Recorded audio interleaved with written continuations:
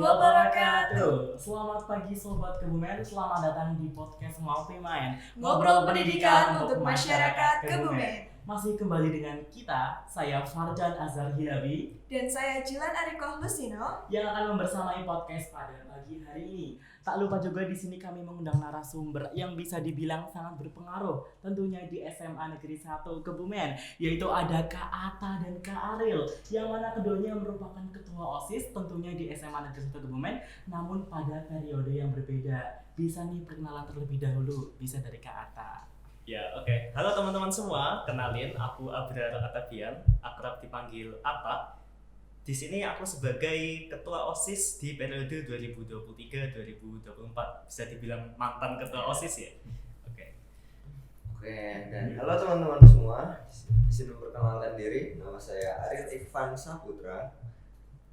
Biasa dipanggil Aril. Sebagai ketua OSIS periode masa jabatan tahun 2024-2025. Bisa dibilang sebagai ketua OSIS periode saat ini. Nah, nantinya mereka berdua akan membicarakan tema yang sedang krusial dan memang sangat penting, yaitu dengan tema ngobrol boleh, serius juga boleh, bareng OSIS lama dan OSIS baru, yang dimana nantinya mereka berdua akan membicarakan tentang kepemimpinan, tantangan juga, dan masih ada problem lainnya yang ada di SMA Negeri 1 Kebumen, tentunya dalam segi organisasi. Oke, pertama kita akan membahas nih, gimana sih perasaannya Mas Ata saat ini yang telah menjabat sebagai ketua OSIS dan Aril yang saat ini telah menjadi ketua OSIS periode baru ini. Mungkin bisa dimulai dari Mas Ata. Ya, kalau ditanya soal perasaan ya, jujur ketika kita sudah melepas jabatan sebagai ketua OSIS, rasanya lebih santai, lebih slow gitu kan, nggak dikejar-kejar tugas organisasi, nggak sambil ngerjain tugas sekolah, yang pastinya ya bisa lebih santai lagi, dan juga ada juga rasa bangga udah bisa menyelesaikan tugas sebagai ketua OSIS di periode 2023-2024. Oke, terima kasih. Kalau dari saya sendiri sih ada kebanggaan ya tentunya telah berhasil menjadi ketua OSIS masa bakti 2024-2025. Cuma harus bersiap juga nih Kak, dengan tantangan baru tentunya yang harus kita hadapi. Tentunya juga kita harus persiapan juga untuk manajemen waktunya, waktu untuk tugas, untuk kegiatan organisasi lain, serta tentunya untuk di OSIS sendiri harus tetap optimal juga, seperti itu. Oke. Nah, tadi kan udah dijelasin nih sama Aril, ada perasaan dan juga tantangan juga ya, ada persiapan juga. Nah, sekarang boleh nih diceritain dari adakah persiapan dalam menjadi ketua OSIS ini? Oke, untuk persiapan menjadi ketua OSIS itu sendiri ya Kak ya. Yang pertama tentunya gimana caranya kita membangun rasa percaya diri kita dulu. Nah, setelah itu, habis itu gimana caranya kita meyakinkan diri bersama teman-teman untuk gimana caranya ada keinginan untuk membangun SMA Negeri 1 Kebumen ke arah yang lebih baik lagi. Tentunya selain itu juga kita perlu basic dasar nih Kak, seperti ada public speaking, rasa kepercayaan diri, manajemen waktu, manajemen job, pekerjaan, dan lain-lain juga harus dikuasai dulu. Setelah sekiranya sudah cukup menguasai atau berpengalaman pada hal tersebut, baru nih Kak kita mencoba untuk maju dan memberanikan diri seperti ini. Boleh nih dari Kak Aril menjawab. Kak Aril. Berarti pertanyaannya sama ya, persiapannya apa sih pas aku dulu nyalon jadi ketua OSIS gitu ya? Ya. Kalau persiapannya jujur pas aku jadi calon ketua OSIS di periode 2023-2024 itu persiapannya pertama-tama aku nyiapin dulu nih. Sebenarnya tujuanku jadi calon ketua OSIS tuh apa sih?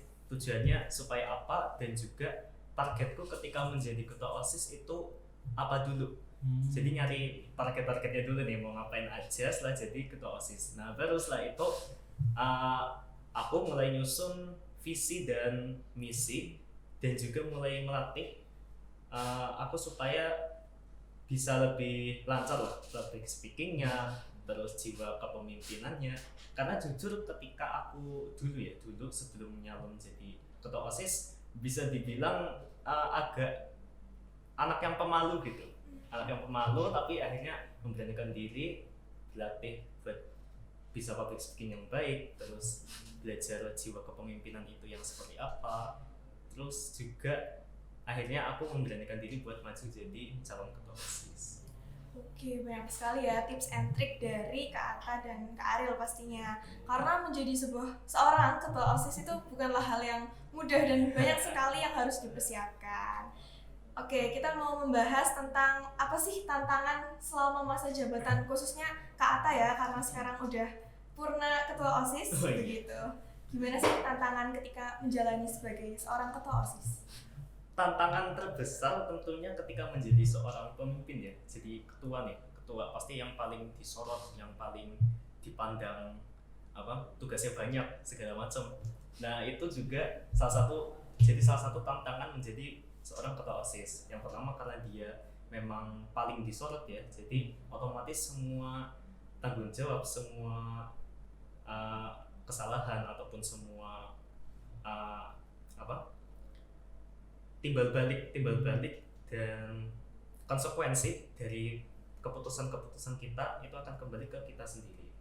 Itu tantangan yang lumayan besar, dan tantangan yang paling besar ketika menjadi ketua adalah mempersatukan pendapat. Gimana sih caranya kita bisa mengelola pengurus OSIS yang di angkatanku ya itu ada 40 orang, itu bisa mencapai tujuan yang sama.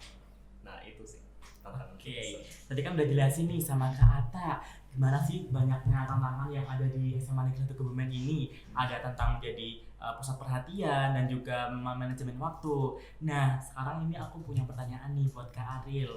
Kak Ariel ini kan merupakan generasi terbaru ya, atau periode saat ini bisa dibilang. Ada nggak sih strategi atau terobosan nih yang memiliki tujuan agar OSIS di SMA Negeri 1 Kebumen ini bisa lebih maju? Oke, terima kasih ya. Oke, pertama-tama strategi ya dan terobosannya apa? Tentunya berkaca dari tahun sebelumnya ya Mas Atta ya, dengan 40 anggota OSIS yang terlihat juga sudah cukup optimal dengan sudah cukup merintis berbagai macam program-program yang ada, kemudian juga bisa menjalani event-event besar dengan lancar dan luar biasa. Oke, saat ini mungkin daripada terobosan yang bisa kita hadirkan, bisa kita berikan, karena kita dari OSIS periode saya sendiri itu hanya memimpin 32 kepala ya kayak. Oh iya. 32 pengurus jadi OSIS. lebih dikit ya dari Namun harus kita kolaborasikan dengan MPK. Jadi bagaimana caranya OSIS dengan MPK itu dapat berkolaborasi, bisa bersama-sama untuk menuju tujuannya. Tujuannya apa? Tentunya pertama-tama mengoptimalkan hal yang dirintis sudah sama Mas Atta ya. Tentunya berbagai macam event kegiatan seperti bulan Oktober kemarin ada bulan bahasa, kita juga ingin bisa mengoptimalkan lebih meriah lagi, lebih asik dengan memunculkan duta literasi. Kemudian juga nanti akan ada event di Hari Guru Nasional dan sebagainya. Kita juga ingin mengoptimalkan lah ke hal yang lebih baik. Tentunya selain itu juga ingin membuat terobosan nih Kak, kan banyak banget di Kebumen lagi marak-maraknya nih soal geopark, soal belajar bareng bersama teman-teman narasumber yang dari luar. Ya mungkin terobosan yang bisa kita berikan gimana caranya kita dari OSIS tidak hanya berkecimpung di sekolah sendiri terlebih dahulu. Selain kita juga mengoptimalkan di sekolah sendiri, kita juga harus gimana caranya bisa berkolaborasi nih dengan berbagai macam organisasi-organisasi yang ada di luar. Bisa lewat event, lewat kegiatan, ataupun bisa lewat sosialisasi dan sebagainya, seperti itu. Oke, mesti ada yang namanya kolaborasi dan pengoptimalan dari anggota OSIS sendiri. Dan pastinya dalam setiap periode ada yang namanya harapan nih. Harapan buat Mas Atta tentunya, buat Ariel kedepannya, dan harapan juga dari Ariel buat OSIS ini sendiri. Gimana pendapat mungkin dari Mas Atta dulu? Ya, harapanku buat OSIS angkatannya Ariel ya, sekarang periode 2024-2025, ya semoga Ariel bisa amanah dalam tugasnya ya, karena itu juga pokok dari seorang ketua OSIS harus amanah dalam menjalankan tugas. Dan juga semoga program-program yang dicetuskan oleh Ariel ataupun nanti juga bisa melanjutkan program yang udah dirintis, seperti yang kelompok studi geopark, terus penerbitan antologi puisi yang tahun ini katanya cerpen ya. Akan diubah Akan juga diubah kalau jadi cerpen cerpen, ya. iya. Ada pembaruan. Karena yang puisi udah diterbitkan, tinggal yang cerpen berarti ya. Iya. Dan itu juga semoga Ariel bisa memanage teman-temannya yang berjumlah 32 kepala itu supaya bisa bekerja dengan optimal, dan juga OSIS SMA Negeri 1 Kebumen ini bisa menjadi organisasi yang bukan cuma wah di dalam aja, tapi bisa wah sampai ke luar sekolah gitu. Oke, mungkin dari Ariel nih harapannya buat OSIS kedepannya dan pastinya harapan buat diri sendiri juga. Oke, ya pertama-tama untuk harapan OSIS kedepannya ya, harapan untuk OSIS kedepannya semoga sebagai salah satu anggota bersama teman-temannya, berharapnya teman-teman bisa memiliki integritas serta dedikasi yang tinggi nih untuk gimana caranya membangun OSIS dengan harapannya Mas Atta tadi menunjukkan eksistensi daripada OSIS itu sendiri tidak hanya di dalam sekolah namun juga di luar sekolah. Harapannya bagaimana teman-teman bisa mengemban tugas dengan baik, amanah, berdedikasi, namun juga tidak menjadi anggota juga yang dengan penuh tekanan, stres juga. Harus gimana caranya sebagai ketua juga harus bisa memotivasi, harapannya bisa membangun semangat teman-teman lah biar kedepannya teman-teman juga bisa bekerja lebih optimal namun dengan sesi pekerjaan yang tidak terlalu padat. Nah seperti itu untuk harapan dari diri saya pribadi.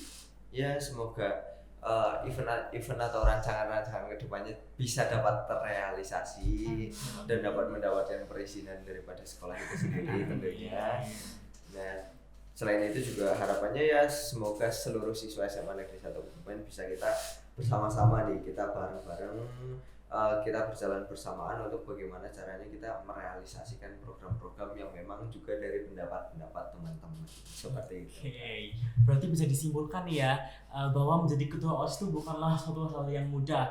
Banyak sekali hal yang harus dipersiapkan seperti adanya program kerja dan juga ada program-program berkelanjutan dari periode sebelumnya yang memang biasanya itu harus dirubah agar menjadi suatu hal yang lebih optimal lagi.